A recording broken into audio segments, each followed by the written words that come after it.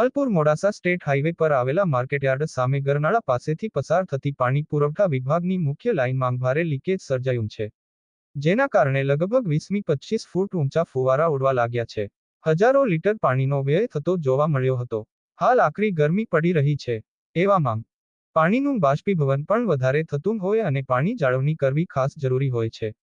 એવામાં આગળના ગામોમાં પણ લીકેજના કારણે પૂરતું પાણી પહોંચે નહીં.